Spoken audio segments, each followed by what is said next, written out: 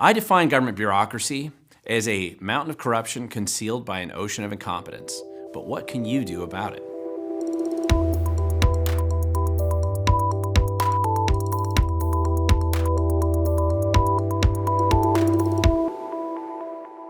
Thank you for watching. My name is Glen Morgan, and this is We the Govern. Now, as I've said many times when I go out and I train activists and I'm speaking in public, I oftentimes say that the definition of government bureaucracy today is really just mountains of corruption concealed by an ocean of incompetence. And I say this because sometimes distinguishing between corruption, or what most people would consider corruption, and incompetence is a difficult thing to do when it comes to government and government bureaucracy in particular.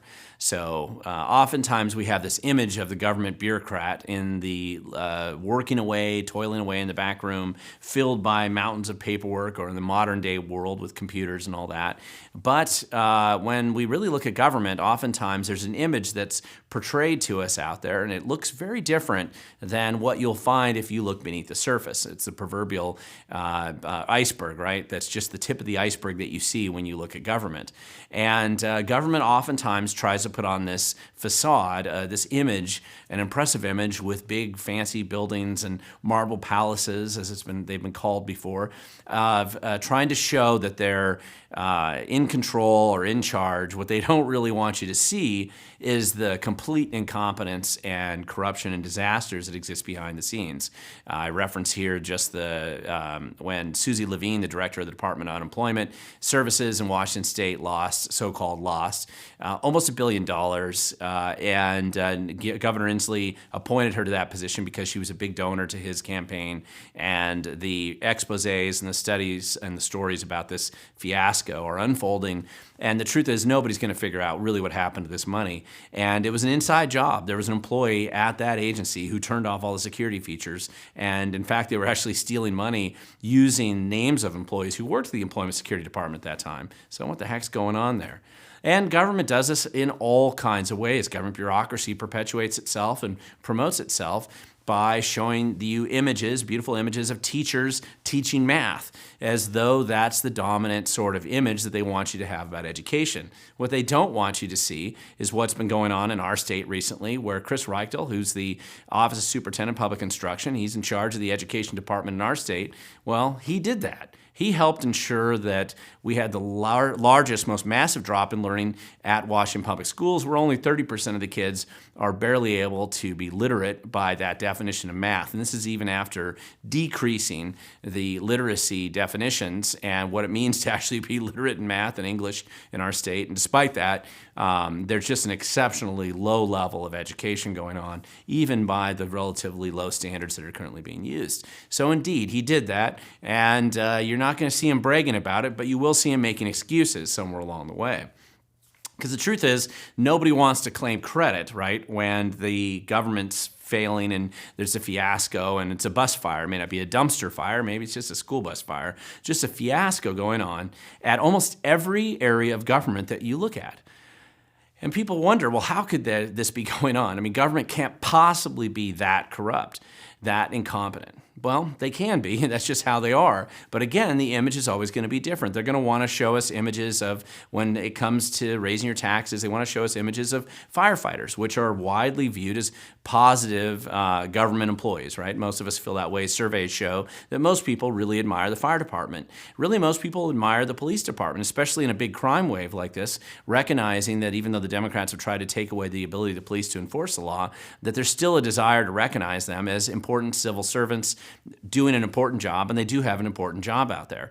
And so it's always interesting to me that big government types will focus on firefighters and police when it comes to raising taxes, even though most of the money is not going to go to help those guys at all. So instead, what you see is when bureaucracy has become this gargantuan fiasco of incompetence and corruption, people don't oftentimes realize exactly what's going on behind the scenes.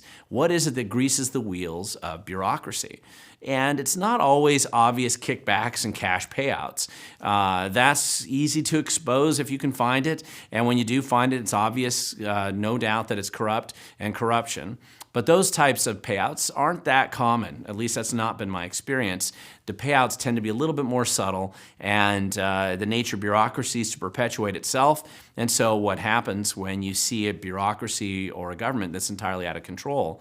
Well, you see examples of this all around us. Where I live in Washington State, there was recently a documentary called Seattle is Dying, just talking about the homeless industrial complex in Seattle and how more and more money, no matter how much money gets thrown at it, everything just seems to get worse. And in fact, the more we spend, the worse it gets. This just seems to be going on at all times, everywhere we look. And the so-called homeless problem, the drug addiction problem, the so-called affordable housing issues, all these things are problems created by the bureaucrats in the first place with their really horrible policies and approach to solving these problems. And therefore, it just keeps getting worse. And yet the taxpayer keeps paying more and more and more. The bureaucracy keeps getting bigger. What's going on here? Well, one way of understanding how a lot of this works and where I think some of the corruption really comes from is, and again, it might be legal, but I think it's corrupt, is the modern government grant grifting operations that happen. The homeless industrial complex is a good example of this, where, according to that documentary in Seattle is Dying, they spend over $1 billion a year supposedly dealing with homelessness or housing affordability or drug addiction and crime. And instead, what's happening is all that money that gets spent is basically grifted into the pockets of a lot of people who claim to be solving the problem using grant grifting operations, payouts in terms of applications for grants that nobody ever follows up on or holds them accountable for totally failing in what they claim to be solving with those grants. There's a lot of connections between the grant grifters and the government bureaucrats. The bureaucrats and the people who are making decisions and the politicians who are approving and so supervising the bureaucracy in this process. Nobody has any interest in solving the problem because it is one big grant grifting gravy train and everybody's riding on it. And the only people who get really harmed by the whole process are you and I, who are paying the price and expecting some kind of solution to happen, and yet nothing ever seems to happen. We would consider that government corruption. And that doesn't mean that it's not legal. It appears to be legal right now, but they're calling it legal, and the more you dig into it, the worse it looks as you, and when you find the problems too, this is the other thing that's kind of frustrating about it, and it can be very frustrating to people, is it looks like all that happens is these guys get wrist slaps. So you catch them breaking the law, completely failing in every measurable way. So one of the classic examples here was Susie Levine, as I mentioned earlier, who was head of the Employment Security Department. And here she completely just flubs every element of her job. And what happens to her? Well, she gets promoted back in Washington, D.C. President Biden decides that she's been in the amateur leagues out in Washington State. Let's bring her back and make her go pro in Washington. And no level of incompetence is too much for bureaucrats to continue to be promoted up the food chain. So it looks like many of us, when we're watching this and we're seeing just how bad government is actually run or how corrupt some of these bureaucrats are, forget about the elected officials, these are just the bureaucrats we're looking at here. It looks like nothing's really happened, nobody's being held accountable.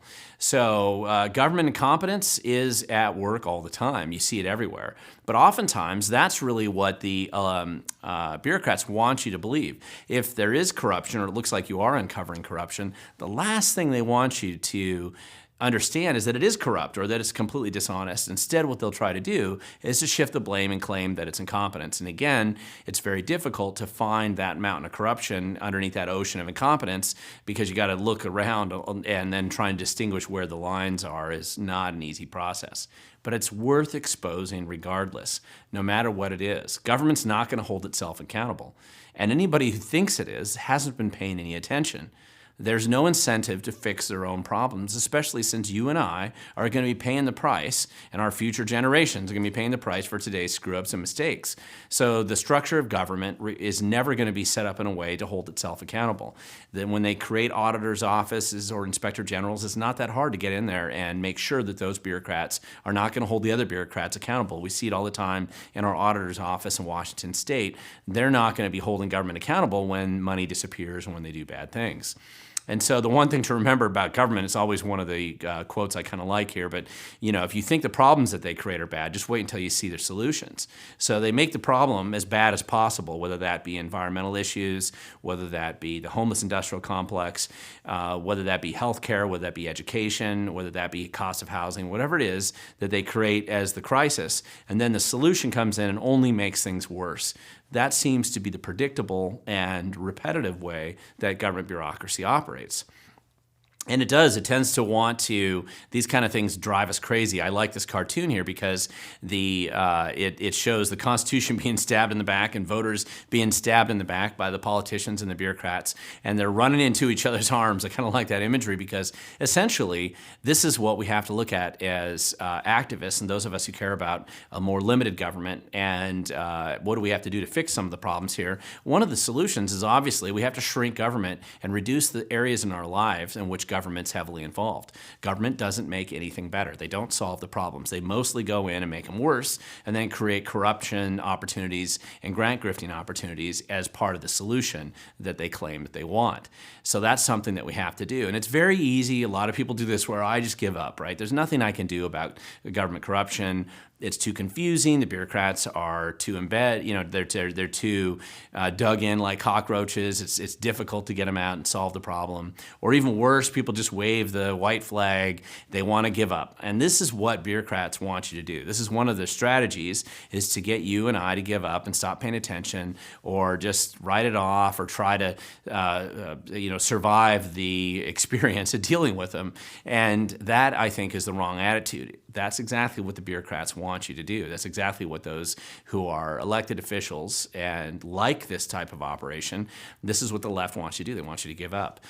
But the truth is, you can do it. You can make a difference. You can start to push back. And that process, once it starts, you can definitely get some momentum and achieve the goals that you and I would probably have about more limited government and a more smaller government, and a government that's more accountable and more focused on a limited subset of activities, so that they aren't branching out into all of these other areas where they're certainly not going to do a good job. In fact, they'll only make our life worse. And that starts with paying attention to what's going on, doing the research, using Records Act, using whistleblowers, using the power of media, your own media. Don't trust the mainstream media. Most of them have sold their souls long ago. It's about creating our own media and exposing the truth about what we find in government. And the best way to do that is to build your teams, build teams of other like-minded people, whether you're focused on the school district, whether you're focused on city council, or any local government entity. That's where you want to do. Get your teams together, the people who care about that same issue, and find the truth about what's actually going on in government. I think that's the only way that when we want to find these mountains of corruption or expose them or sort them out from the ocean of incompetence in which government tends to be swimming, this is the only way to deal with a bloated bureaucracy and a big government that's out of control. And it starts local, and you can make a big difference where you live if you're willing to do that. So, even though my definition of government bureaucracy today is, and looks like it's going to continue to be, this, that it's just a mountain of corruption concealed by an ocean of incompetence, you and I and other people like us who are willing to dig in and expose the truth and push back and identify what's actually happening here, we can become part of the solution. We can elect people who care about the same things we do. We can basically expose what the grant grifting operations and some of these corruption situations. We can change the law. We can work within the confines of the Constitution to push back and make a difference, and we have to do it. Even if not for ourselves, it's for future generations, and it's well worth the effort when you can go and do that. So if you want to learn more, please go to my website, wethegovern.com. You can also subscribe to my free newsletter. You can also subscribe to this channel if you haven't already. If you think I've missed something here, or I'm being too nice or too lenient on government, feel free to add that in the comment section below. I love your comments. I do try to respond to as many of them as I possibly can. But remember, if you don't remember anything else, the future belongs to those who show up.